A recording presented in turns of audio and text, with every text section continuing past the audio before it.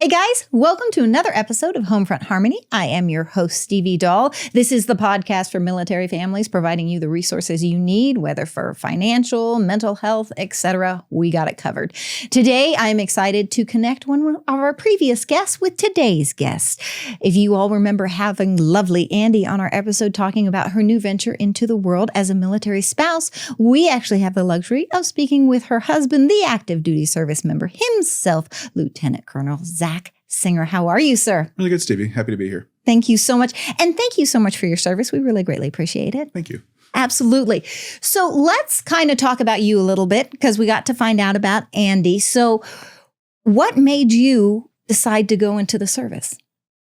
Well, first off, my wife is way better public speaker than I am. So I apologize for disappointing you guys at the very beginning. So as long as you set the expectations low, at all. It will be good. The views here, as I said, for my PA team, they had to tell me that these views are expressly my own and not those of the U.S. Air Force. Absolutely. So now that that's out of the way, I don't have to say that again the rest of the time. You're good. What made me join? Well, as a kid, I always thought that it was really interesting. It was around, I was born in 85. So about the time I was 8, 9, 10, there's all this 50th anniversary World War II stuff. You know, like my small hometown, Podunk in Illinois, is a ton of just usually enlisted military personnel. And so getting to see their recollections of what World War II had been like, and then some of the Vietnam guys talking, it had me interested when I was young. Okay. But then I went on to be like, well, I can go make money. That'd be better. I'll go do that. There you go. So through high school, was very much in the, I want to go do nursing, then go do anesthesia, and then I'm going to come home and make bank. That's the goal. But like every other kid in a junior college, there's like 3 options to do in a small town in Illinois: go to work, go to JUCO, then go to work, or go to the 4-year school that's 100 miles away, then go to work somewhere locally. But my cousin, actually, I'll call him my cousin. He was my my cousin's husband. Okay. They have since divorced, but he's an awesome guy. He was an air battle manager. So he's a guy who rode in the back of an AWACS plane, airborne control, in Desert Storm. And he had really cool stories coming home. Got me a flight suit. I'm 9. What's cooler than that? There you go. That was pretty neat. As I said, that faded away. But about the time I graduated high school, the Iraq War had kicked off. A lot of my friends had gone. My mom had made sure I'd stayed away from the Marine recruiters because at the time Fallujah and everything was kicking off. And that wasn't her desire for me, but I was always interested. Then a friend of mine, his name is Brian, and several other friends from my hometown had joined the National Guard. Okay. They're over in Iraq. They drive over a roadside bomb. Brian ends up getting killed. He was going on 20 years old. They, of course, classic small town taking chance style funeral in the gym. Whole town's there. They say, hey, who served? Stand up. They did the applause. Great. You know, I don't stand up. I'm just going to college. Same guy looks at me, Tim, and he's like, you still thinking about joining the military at all? You used to like it. Like, that sounded interesting. He said, good. I signed you up for the Air Force officer qualification test. Next weekend, you're driving down to Carbondale, Southern Illinois University, to go take that. So you'll be there next week. Huh. Okay. And so I went and took the test, and apparently I did okay on it because they called him. He had left his contact information. He was also our junior college academic advisor. Okay. So he had a plug in to the academic world. And he's like, yeah, signed you up.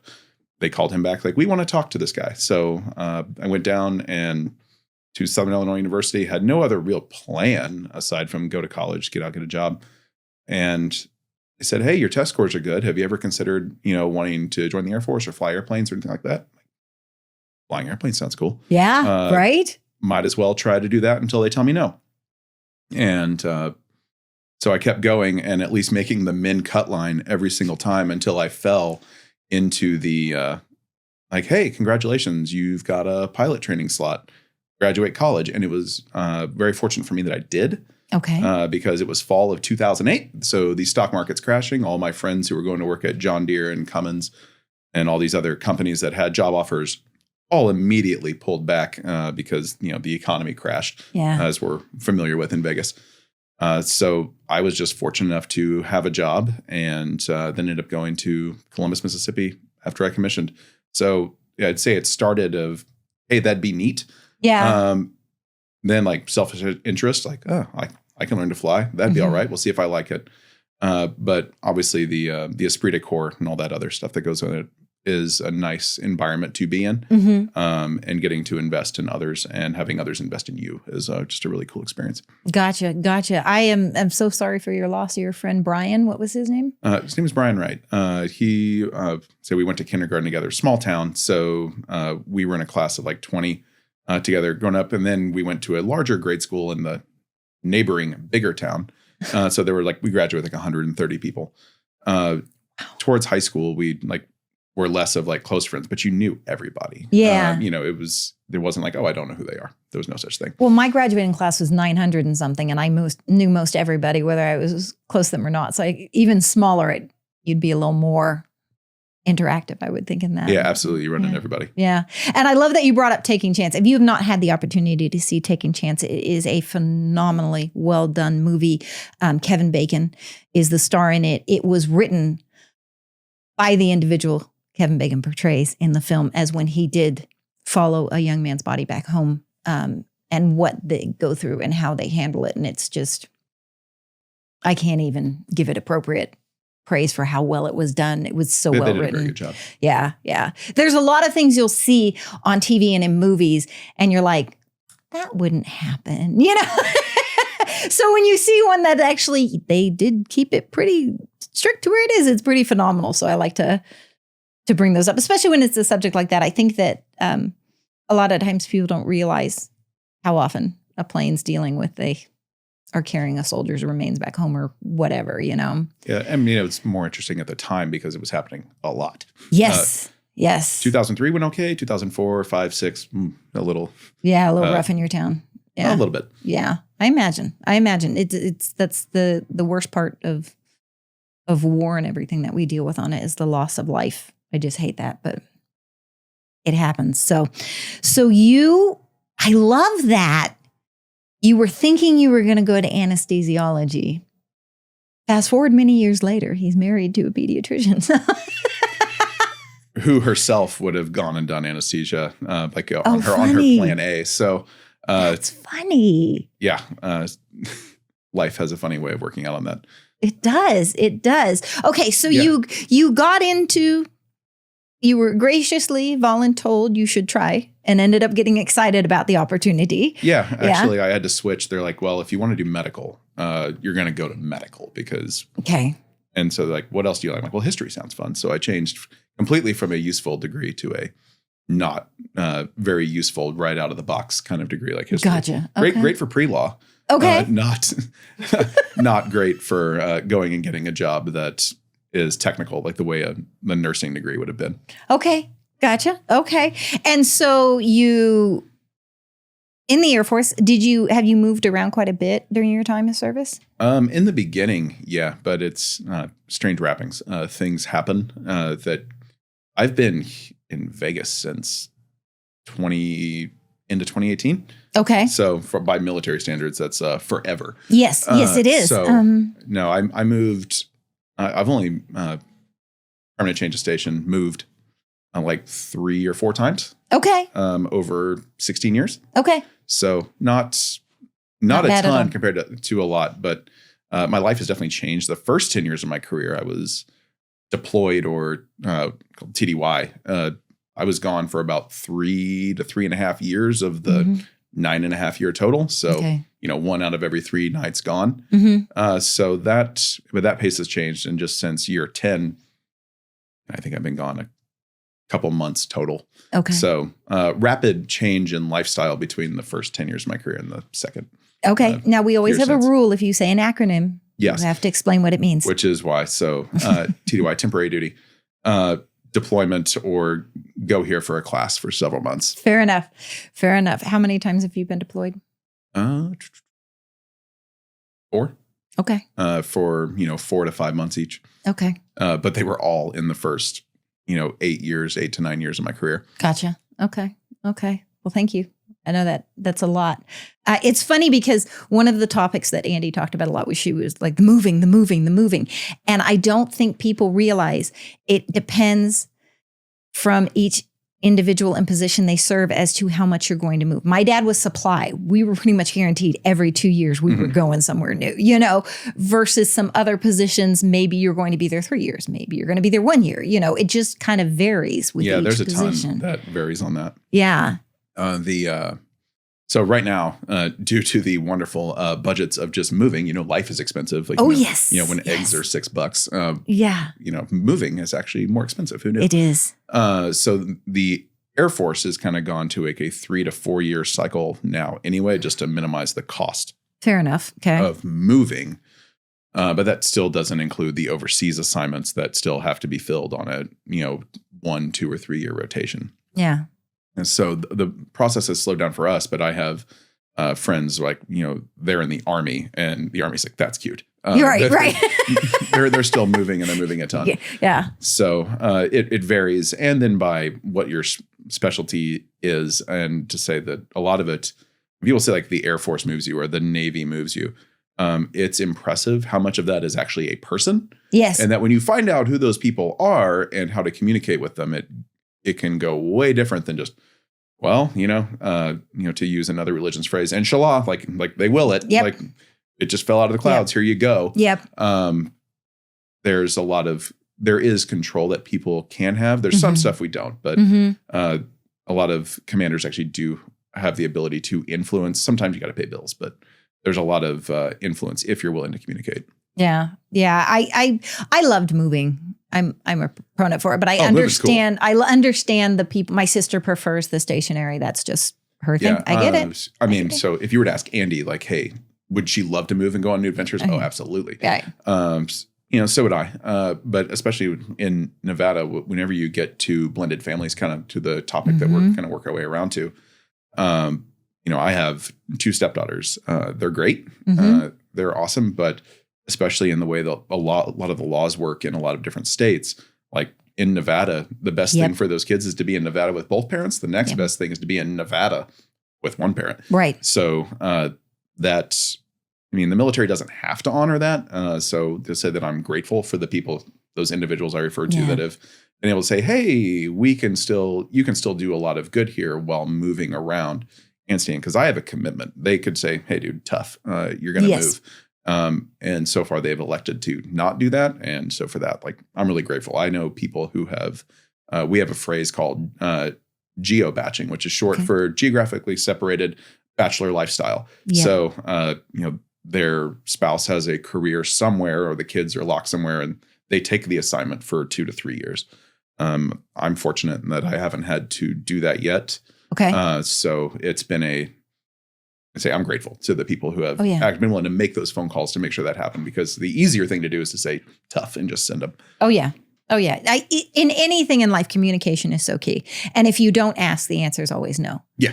So no is the start of negotiations. Right. You've just got to take that step. It's not always fun for people to do, but the worst that happens is they say no, and you have to deal with something else. So, Yeah, the hierarchy, and I'm sure I frustrate other people who inherit my troops afterwards, because they'll ask like, well, why? And does that make sense?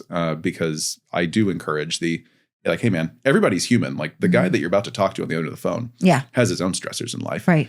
How do you relate to that to make them see you as a human more than just, hey, you're one name of 200 on a spreadsheet that they have to solve that day. Yeah. There's a distinct line. Please know, my father used to joke that, if I tell you to jump, you jump, and then you ask how high while you're jumping. That's right. And there are certain orders you understand. That is the mentality that you take with it. And then there are times when you need to ask questions. And my dad was a fan of asking questions in the appropriate areas, So we knew where we were. And if anybody was questioning, high maintenance. But it was very interesting to go out into the real world and work in corporate. Mm-hmm. You do security, right? Uh-huh. Okay. I'm the director of security for an international staffing company. Okay. I deal with a lot of fun stuff. I'm sure you do. And people will ask me questions, and I'm like, nah, this was a jump, babe. This was a jump. Just jump, and then I'll explain later, but they don't get that. That doesn't comprehend for them. No. It doesn't register for them. So I have to reset my verbiage in my mind to appropriately annotate them. But yeah. There's an old clip, actually. I think it's Dave Goldfein, former chief of staff of the Air Force, like 10-ish years ago. I'm losing track of time. But he made a joke to the Marine Corps. Like, if you told the Marine Corps commandant, said, if you tell the Marines to wear white gloves on Monday, they'll show up with white gloves on Monday. The Air Force guys would show up and be like, there's no way he meant that. What's he talking about? He's not serious. He's like, I would get questioned the whole time. The Marines would be there, look great. And, maybe the Marines wouldn't, but at least the Air Force guy believes they would. So props to them. But that's very true in the Air Force. Like, well, hold on. Why are we doing that? And sometimes you're right. They're just like, no, dude, I'm telling you, go out the door, jump, and we'll deal with it after. I'm happy to explain to you why we're doing what we're doing. But first, go do. Yeah. There's a video I've seen on Instagram and stuff, and it's the different ranks, and there's this gate.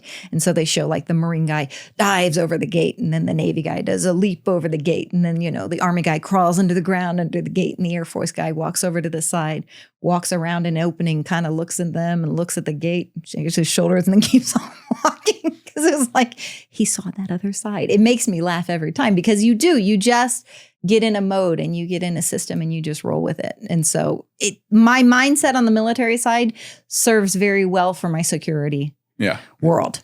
Absolutely. You have to have that mindset to it. It's not Switzerland. It's not unbiased. It's not anything. It's just, this is what the assignment is. You do the assignment, you get it done. Feelings can happen later, The amount of discretion you really have in the security world is like, you have a little bit. It's a very tiny amount.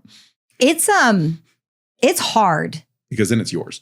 My biggest thing I deal with, and I've said this for years, especially because we're in staffing, we have the world's most amazing product. It's just they have a mouth.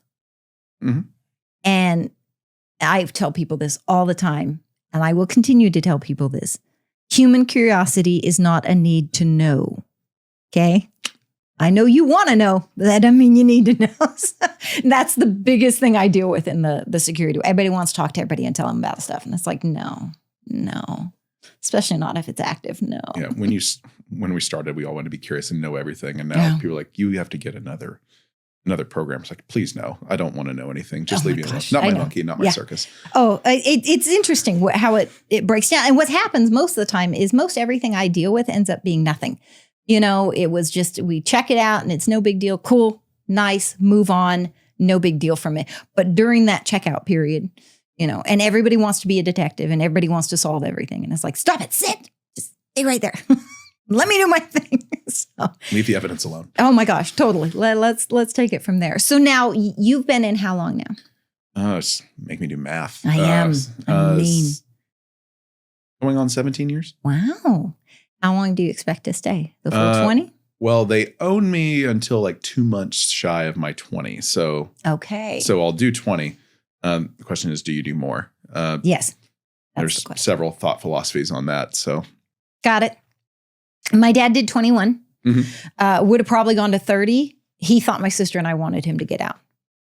I think that my sister was fine with him getting out. I enjoyed the heck out of the life. So I. How old were you when he got out? 14. So this is a story I tell everyone. So we moved to San Diego to Miramar. Everyone knows Stevie is a jet pilot, fangirl, wants to fly planes. At the time, Top Gun was still out at Miramar. And then my dad decides he's going to retire. But my parents didn't like California and San Diego. It's too crowded. Houses were too close. So we moved to Mesa, Arizona. So right when Stevie got to dating age, instead of pilots, snowbirds. It was a little bit of an adjustment. But it's okay now. Good thing houses prices haven't increased since, what was it, the 90s? Oh my gosh. It's crazy. So they were stationed up here when I was born. I was actually born in Las Vegas. I am considered a native. And when we'd been in Arizona for a while, my sister and I were surprised we ended up graduating the same high school because we just never thought that would happen with the way Dad moved. Yeah. And they decided to move up here, and I was going to go to California, and I had a dog, and the place I wanted to rent my apartment at didn't take pets. And the girl actually said to me, well, would you get rid of the dog? And I'm like, screw you, and I'm not moving here. Okay. And I ended up coming to Vegas with my parents, and then my sister ended up coming to Vegas, and now, we're all married and we're all up here together, and we're spoiled because we're like 15, 20 minutes from each other. So yeah, that's awesome. Yeah. Well, when you grow up like we did, it was always the four of us. We were overseas in that South Pacific a lot. So great place. Oh, love it. Oh, love it. And so I was always my mom, my dad, my sister, and me. That's always what we had. So to be far apart is kind of incomprehensible for us, and our poor husbands had just to adjust to the tight closeness of it. I'm from a relatively tight family. So yeah. Thankfully, my husband is too. Weird being out here where like no one's around. Like, what do you mean you don't just have 4 babysitters on call? Yeah. That would be weird. That would be gosh. weird. How many brothers and sisters do you have? Well, I have one identical twin. Wow. And then Our first twin. And then I have 3 half siblings. Okay. And a stepsister. So. Oh, okay. All right. Very cool. So it's just me and Amy. Just it. They just got the 2. They were done. So yeah. Yeah. My stepsister, my mom and my stepdad dated whenever I was in high school. So. Oh, wow. Okay. So it was like, they got married like after we were both out, because one was from Chicago. We were from downstate Illinois. Neither was going to move. So they waited till we were out. Fair enough. But but she's great. And then my half siblings they start at 14 years younger than me. So effectively it was like my twin brother and I, and then a bunch of first cousins and then second cousins. Okay. So. Okay. Wow. What an interesting change. So now you're flying, and you fly a big plane. I used to. Now I'm out here doing drones. So that's more drones. We've had drones people before. Yeah. I love it. Yeah. So graduated pilot training, came to Vegas the first time to fly this thing called the Predator, which is, what's that? And all I know is I'm not going to be in it. I'm a 25-year-old dude. I just wanted to deploy and go make money, get hours to build for me again. So kind of me oriented in this. Okay, like being a part of the team, but the benefit to me was pretty big. Okay. And don't miss the war. Go to combat. Go see what this whole thing's about, because this is now circa 2011. Okay. So we're winding down in Iraq, like Iraq round 2, I guess, or 3, depending on how you add it up. And then Afghanistan was still going, and then. So I'm like, I'm here. Oh no, like I'm not going to be able to do that. And I get out here, and what was weird is that you could fly in one night. I watched the sunrise twice, and then again on my way home. Oh, wow. Okay. Because I started in Afghanistan for 2 hours, watched the sun come up. Then they're like, hey, go fly in Libya. So I walked 3 rooms down, and now I'm flying a combat line in Libya, watch the sun come up. And then, do paperwork the rest of the night, and then get up. It's now 7 a.m. It's winter. And now we're driving home. It's like, this is a bit trippy that we're watching the sun come up for that long, like that many times in the same day. Yeah. Really, really weird. So it got to be interesting, though, because you saw a lot of things that were happening like in the news. Like it was you. It was like, oh, you're there. You're not waiting to go. You get to see it every single night. But at the time, we were doing shift work, doing either 5 or 6 days on, 1 or 2 days off, flying 7 to 8 hours a night. As a new guy, you're like, that's experience. Yep. But what's interesting, I'm trying to do an analogy that I use one. Not a fan of like drugs or anyway, but there's pure product. You see the movies like they cut that with baking soda. Your sleep schedule and family time when you're home, everyone in the military is like, oh, it's cool, you're home. It's like, well, yeah, you're home, but if you're working evenings, what we call swings, like 4 to midnight, your kids and your spouse get off work at 5. You go to work an hour before that. Right. They get home, they go to bed. You get home, you go to bed. They get up, go to work. You get up, do your things, then go to work. Like you don't see each other. So even though you're home, best single person shift ever. True. You get, especially in Vegas, you got to go out, you got to do all these wonderful things. But the second you switch to having a family, like that shift went from best to worst. Gotcha. In a heartbeat. And then it's like, oh, well, you have Tuesday and Wednesday off this week. It's like, well, that's nice because this is it's a 24/7, 365 operation. So they would rotate your weekend so that it was equally painful to everyone rather than some people getting preferred. Like, oh, you get Friday, Saturday, Sunday. You get one weekend day off. You would just rotate every week, and then your sleep schedule would shift every 4 to 6 weeks, depending on what latest sleep study they were following. Okay. But none of them were willing to make your schedule like 3 months long, which is the way like all sleep specialists say it should be. But you got to see world events, a lot of experience really fast. And then from there, they would deploy you to make the planes go take off and land. Okay. So a lot of operational experience in the first several years here. And I spent 4 to 5 years here the first time. Okay. All right. We've had a lot of people who did the drone things. I actually, one of the conferences I was at, I got to meet Kim Campbell, KC Killer Chick, who flew the A-10 Humboldt, and her hydraulics went out. Yep. And she landed it, first female to ever, and did not crash it when she landed it. Like she landed it. She's phenomenal. She just blows my mind. And it's stuff that you have no idea occurs. Yeah. And then, years later, book comes out and she's speaking and you're like, holy cow, that happened. It's fascinating what we don't know that, you guys are dealing with on a day-to-day basis. It's crazy. So, yeah. Wow. All right. So now, were you married before?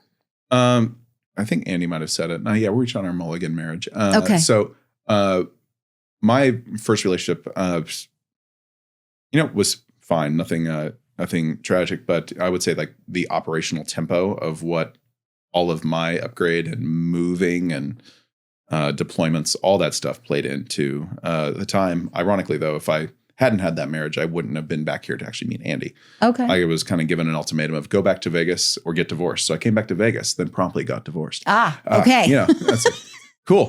Overachiever. Okay. Yeah, but that gave the opportunity. I would have never met my wife had I not come back here. Otherwise, I'd have been in either Tokyo or Germany, or were the options out of C-130s leaving Texas, which both of those are awesome choices. But I kind of to that, there are people that control the system. I called my friend who was the assignments officer, like, can you just give me an assignment back to Vegas? And went around my commander and he's like, you're going back to Vegas. Who knew? It's like, yeah, it's funny how when they know. That's crazy. It's crazy how that works out. Surprise. So now did you have kids? No. So that made it really simple. I will say I am definitely a better husband this time around from lessons learned. Gotcha. The first time around. So gotcha. So you're not thankful for those experiences in the moment, but I would say that I got to learn and appreciate the lessons I got to learn at that time. Okay. And hopefully to Andy's benefit. Okay. So now how long were you married the first time? 2013 to 2019. So almost 6 years. Like 6 years. Yeah. Okay. And then so you move back here. You guys end up splitting anyway. That's right. No kids. Yep. And did you just go, I'm just being a single guy for a while. Well, I'm just going to work and not care. That was September of 2019. So I had I'm just going to bury myself and work for a little bit. And then 4 months later, COVID. And so then the world shut down. So yes, that's true. But not for us. Yes. Actually got more complicated. Yes. They're like, out of an abundance of caution, we are not going to send people to work except for you guys because we're not losing what we're doing. So I was a director of operations of one of the MQ-9 squadrons up at Creech. And they're like, you're still flying and you're still flying a lot. Keep on the target list. And now figure out how to do it with all these mandated, social distancing measures that you have to do. Yes. Are you going to give us any more people? No. So, solve the puzzle. And so I buried myself in that for, 10 to 14 hours a day, depending on the day. And it was probably emotionally healthy for the moment. But, after a few months of that, it's not what I wanted to do every day. Then I didn't date around that much or anything. But actually, I think Andy told you the story. Like we ended up matching on Bumble. So that's how we met. Okay. Yeah. Okay. So I was just getting at to was it like, did you jump right back into it? I know some people jump right back into it and some people are like, I'm cool over here for a minute. So yeah. Yeah. First part was my choice. The second part was the world's choice on how much distance you're going to take between others.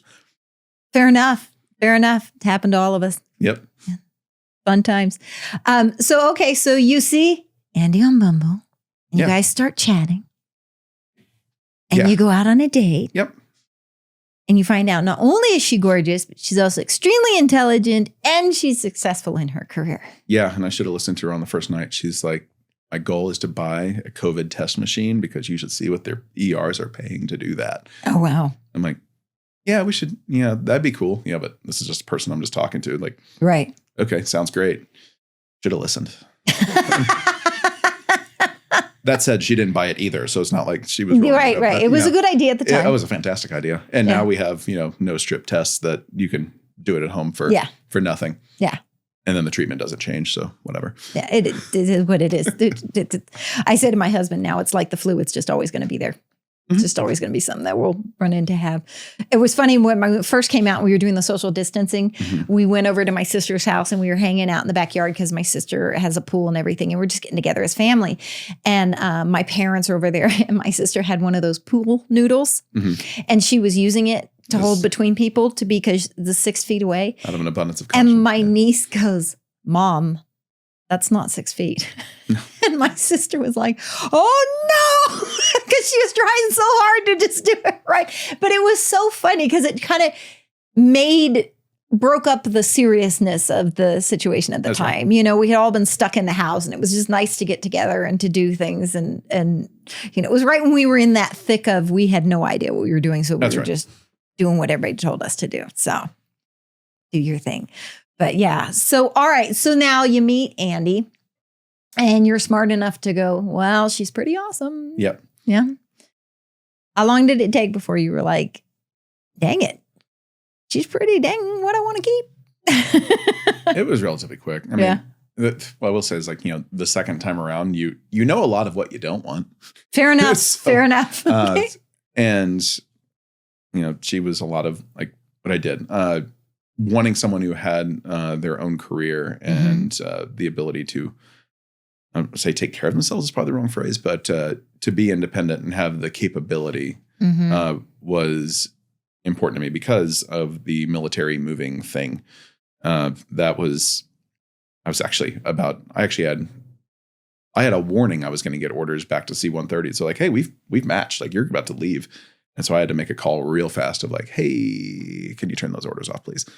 Because I was going to go back, I was the single dude in Vegas and it was COVID, like get me out of here. If I'm going to just be gone, just have me deploy. Right. And go fly. And then I'll go to the airlines whenever the whole thing blows over. And so it kind of changed my mind about that. Okay. Yeah. Fair enough. Big life decisions off of very little data, For our listeners at home, tell us all about what the C-130 is. Like, how big is that sucker? It's the smallest of the big planes we have. It's slow. Slow. But it flies. It's 4 propellers. Every war movie you've seen from like Vietnam onwards probably has a picture of one of these things in it. Okay. And when you see the SEALs jump out of a plane in any movie, that's usually the plane they're jumping out of. Okay. So if there's like a giant plane, like a C-5, which is bigger than like a 747, that's when they haul like rocket parts and that kind of stuff in. That's a very fancy like shipping equipment, like very fancy moving company equivalent on the outside.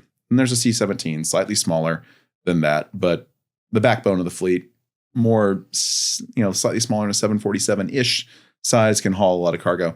And then there's us, which is like a group of your weekend friends with a pickup truck. And I love that description. And we will go to every crappy place in the world. The Army has a meme of C-130s taking you to all the world's worst places since 1954. Yeah. We're the ones that get to go in the dirt or drop the 82nd Airborne whenever they get told to go respond somewhere. We're the primary ones on the hook for that. Okay. A couple of the C-17 units do it too, but for the most part, it's us. Gotcha. Okay. So we're calculated in the Army loss of attrition. So we are very... No pressure. Yeah. It's like, oh, good. They're accounting for losing us. No That's pressure. Great. So when you start this new romance you have with Andy, she's never experienced the military world. Aside from what you heard about her grandpa, no. Yeah. So for you, how was it with you trying to like expose her more to it, deal with the conversations like the moving, the concern about the moving, those kind of? How was it? I sheltered her quite a bit. Okay. I was one of those like, I can take care of this. I'm only going to bring this up if this becomes like a big problem because, when new relationships are new and she's like, this sounds insurmountable. By the way, we might have to move what? See previous problem stated about, custody laws in Nevada. So they actually wanted to move me to, there's another job in North Carolina they wanted to move me to. And I had to, again, go politely say, can you help? Here's the situation. And what I have found, though, is you give people that have the ability to help, explain the situation. They're human. And usually they can do something about it. It may not be exactly what you want, but they can do something about it. And I had a couple people who were willing to, and they had a list of a few jobs and they found one for me. And so I ended up I went from Creech, which is up in Indian Springs, to working in Nellis for a few years. Until I went back to Creech. Because there's, career ladders. They want you to stay on for a timeline of you need to do these kind of jobs and then this kind of job. And fortunately, there was one of those jobs at Nellis. So I was able to go do that. Yeah. All right. And she seems to be acclimating quite well. So you did good, babe. Yeah. Well, as she explained to you, she's like, I think she called herself sometimes a fake military spouse. She's like, I've never had to do the move thing, which is a lot of the acclimating. So she hasn't had to do that, but she had a skill, nursing back when she was ER and ICU versus just a pediatric nurse practitioner, or family nurse practitioner who specializes in pediatrics. Don't want to give the misrepresentation there. Now that she's able to kind of focus on herself here, it's really cool to watch her business stand up and do its thing. Absolutely. It's very fun to watch those you love succeed. Absolutely. And do what they want to do. When they come up with the dream, we were talking about it with one of our former guests, Abby. Her husband has the gym and they have the whole, and it was an idea he had. And she was so used to people in Vegas having ideas. Yeah. And nothing happening, but he was actually doing stuff for it. And she was like, it was so cool to watch him get it and make it grow, So it is. It's one of those that I love to see people being successful. If you don't follow her online, she is the cutest post. You should follow her online. It's fun to see her office grow and everything that she's doing. So shout out to Andy.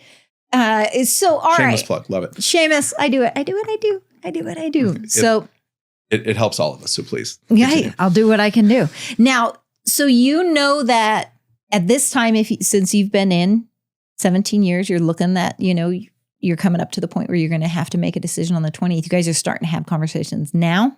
Yeah. It's always there. The unique thing about being an officer versus enlisted is that officer, when your commitment's up, you don't actually have to do anything. Okay. You can be a free agent, for lack of a better term. Okay. You can stay until you want to go, but you don't have to sign a new tranche of a 3-year enlistment or a 4-year enlistment. Gotcha. It's it's 3 years. I can extend for a year, like most enlistments. I can extend for a year, but after that, I have to make a decision of whether I'm going to re-up, as a lot of them would say. Gotcha. Or get out.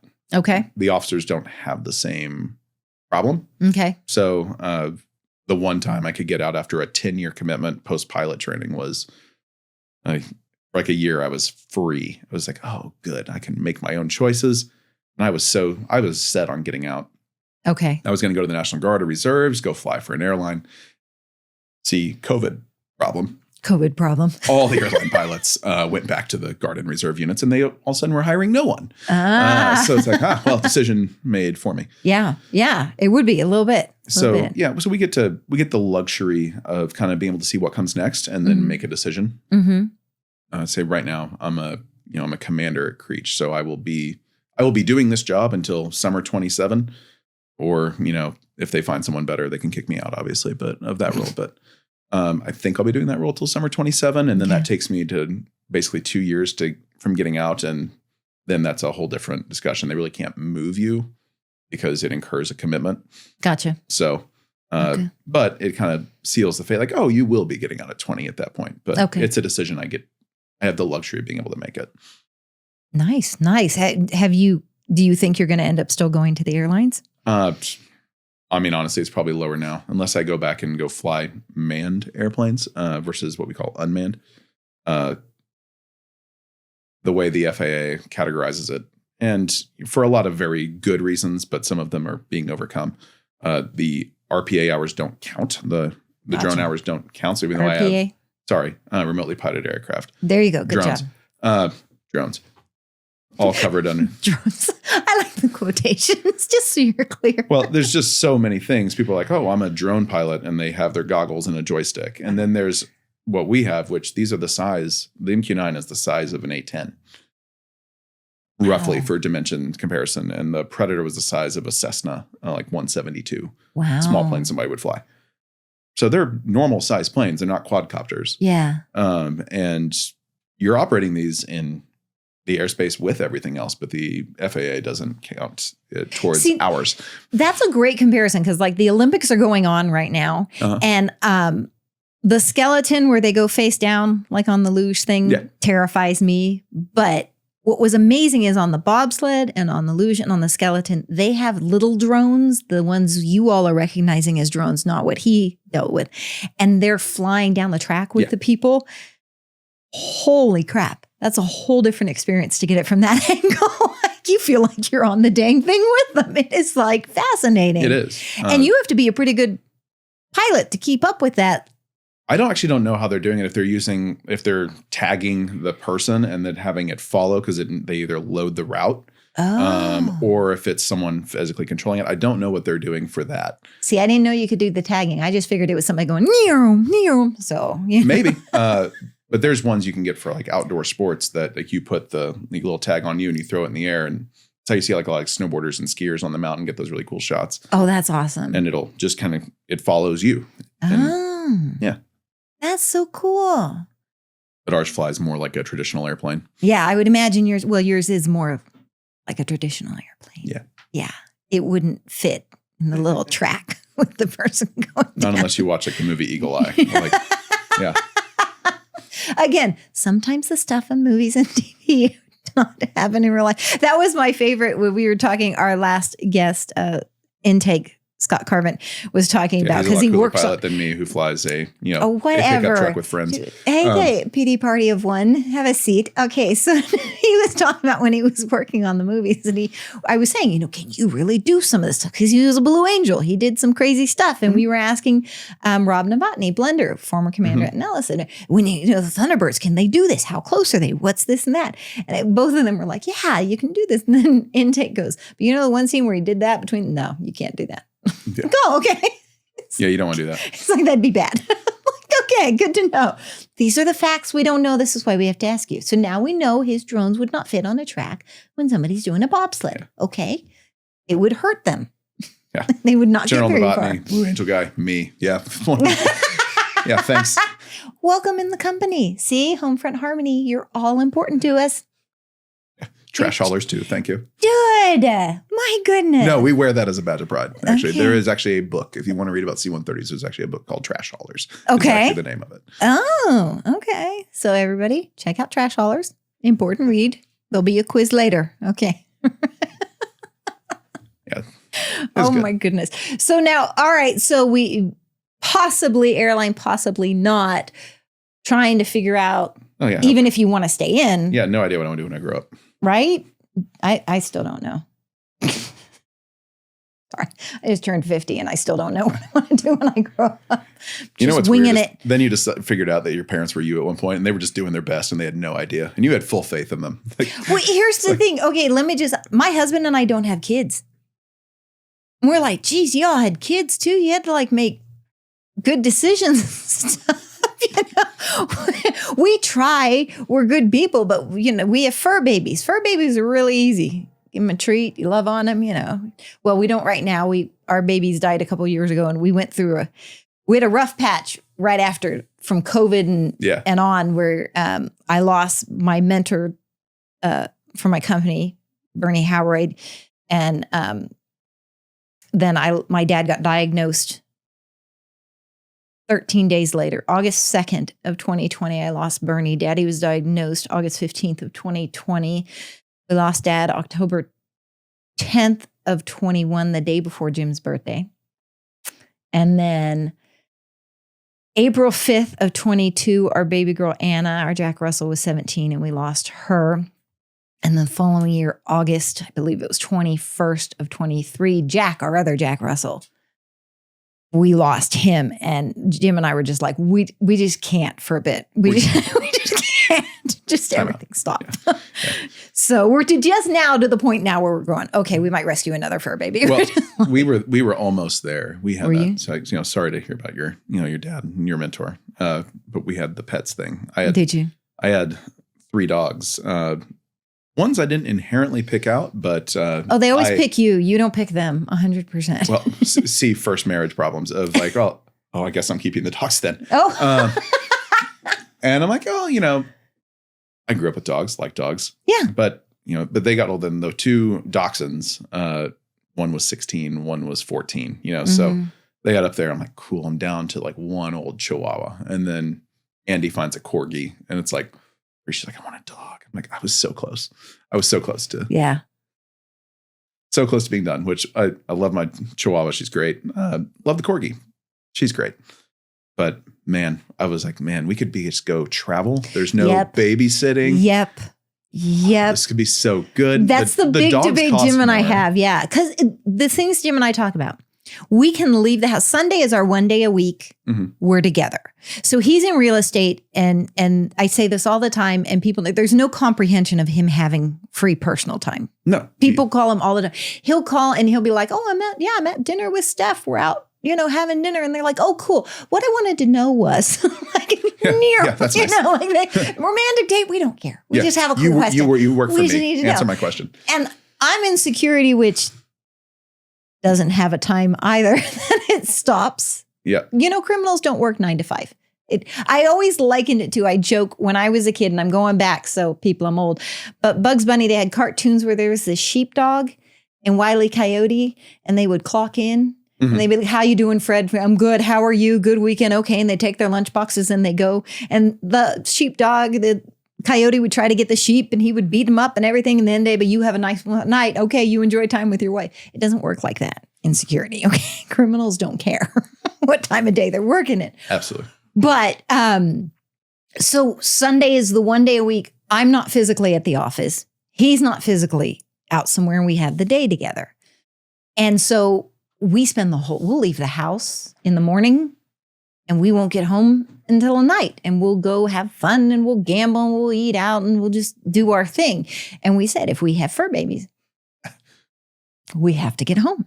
And I travel for business and he can join me sometimes. Well, if we have a fur baby, That's right. it's not so easy for him just to join me. So this has been the dance. Once we got to the point where we were like, okay, it'd be cool to have one again. This is the conversation we keep going back for and having I think we're probably getting. It's to like the having point another kid. It's like the other one's out of diapers. Why would you start over? Yeah. I Yeah. think that was one of Andy's big victories. Our son turns 4 next week. So, but he, a year ago, he finally got out of like diapers, and I think that was like an 8-year stretch of her life between the girls and then Will finally getting out of diapers. Like, this is amazing. Yeah. Yeah. So now you went from not having any kids to being a stepdad to 2 beautiful girls, and then being a dad to a son. Have you loved that change in your life, having the kids in combined? It was like unknown need. Yeah, it was. I mean, it was weird having like a 3-bed, 2-bath house like with just me, very, very empty. Yeah, I bet. Yeah.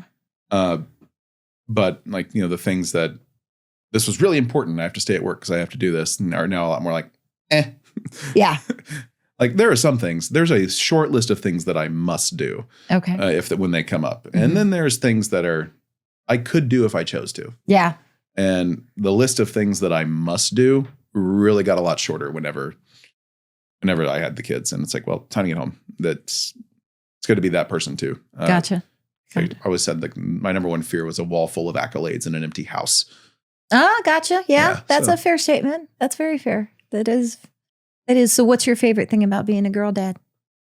Favorite thing about being a girl dad? So I grew up in a house of boys. Andy grew up exclusively in a house of girls. So that's like my parents. Both were middle child. Dad, middle of 3 boys. Mom, middle of 5 girls.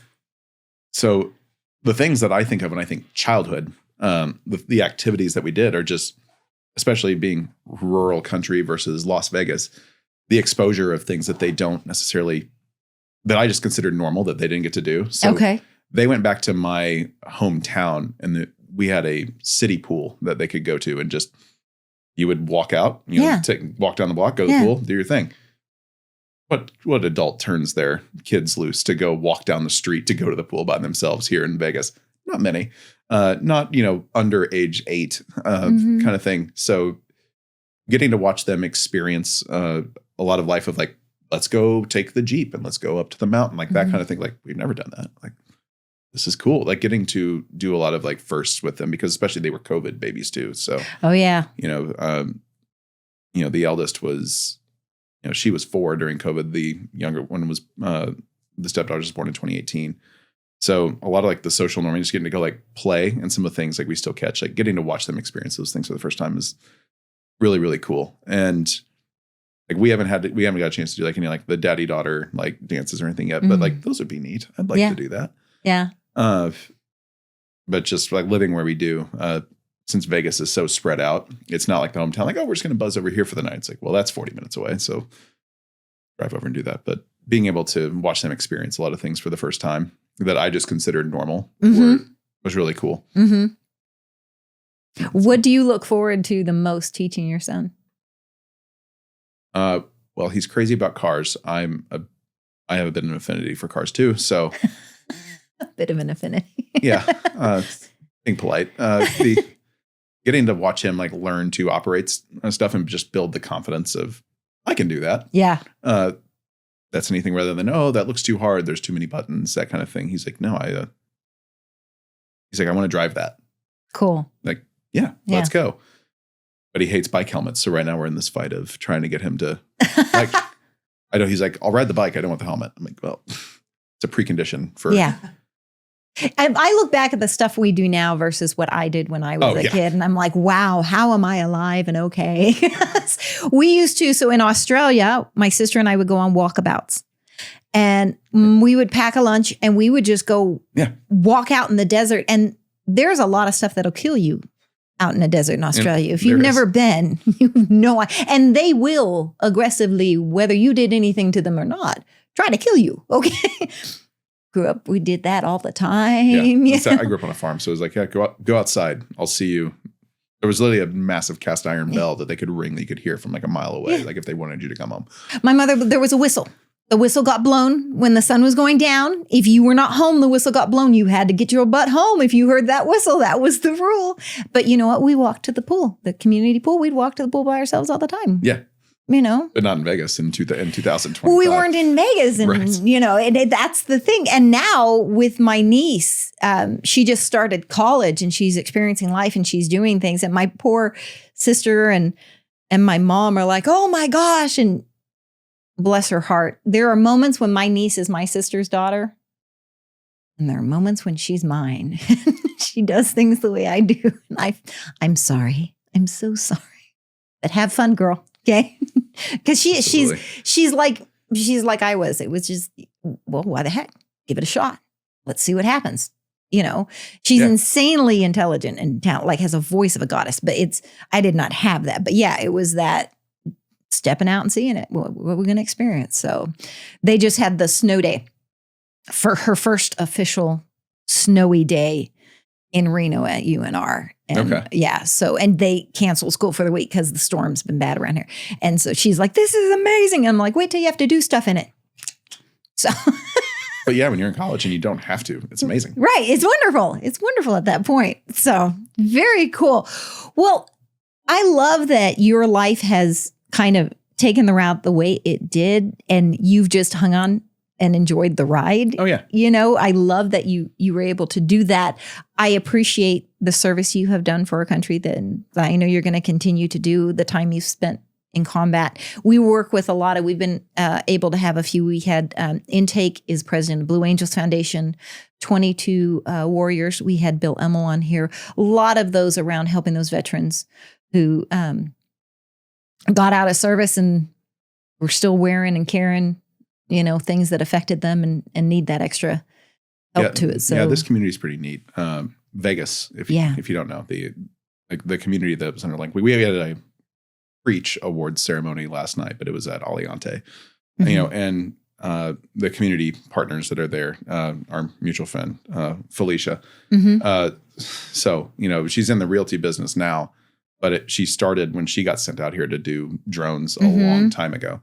So the military like got her here, but she stayed plugged in even though she's been out.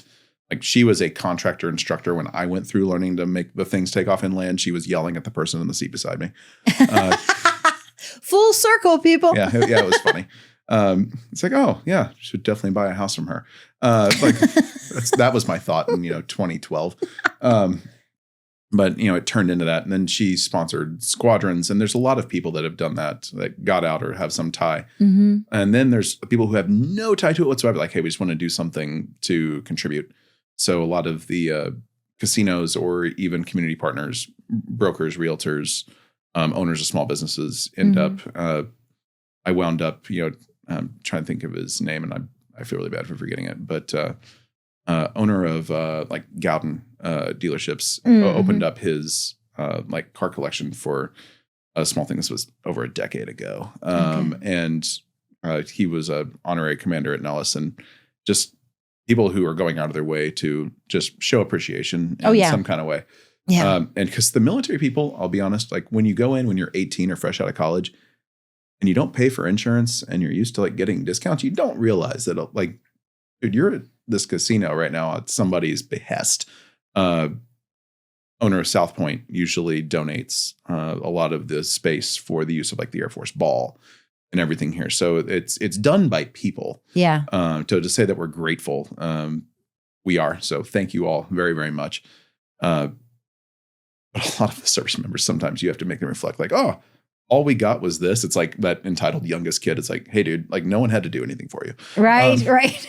First off, this isn't 2001 or 2 anymore. No one's putting yellow ribbons around the street posts anymore. Like it's not the national flavor like it was post 9/11. Like, so just be appreciative of anyone who's still going out of their way to do it. But Las Vegas, there's, other folks like Sue Sullivan was honorary commander for a long time. She still does a lot of the benefits, but she rallies donors to make sure that a lot of the events happen that support people on Creech and Nellis or just other veterans organizations.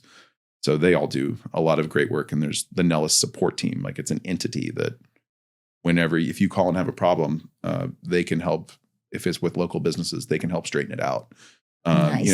Either help people understand or come up with like, hey, this is how we're actually going to take care of this versus hey, all the money at once. Yeah, this person did something dumb, but let's come to an understanding versus just the corporate. Like, hey, this big problem, solve it. We're going to solve this way now. They have been very supportive in a lot of ways, and it's been really cool to see them do that. And it happens behind the scenes without anything else. Like Dave Radcliffe, I think, is another one that's he's the president of Nellis support team, and they do all sorts of good work for us. No, I love it. My dad got spit on.